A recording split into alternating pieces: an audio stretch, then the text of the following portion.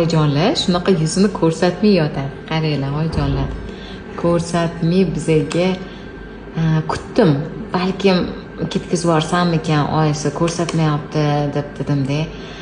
Anaqa kutib o'tirmaymi dedim, keyin mayli dedim, ko'ramiz dedim, oxirigacha kutamiz dedim-da. Mana buni qaranglar. Ko'ryapsizlarmi? Gap nimaga bog'liq? Gap niyatga bog'liq. Oyisi fevral oyida folikulometriyaga keldim, martda chiqazib oldim. Folikulometriyaga kelganda Zulayho opa menga ham qilib berasizmi shunaqa 3D dedim.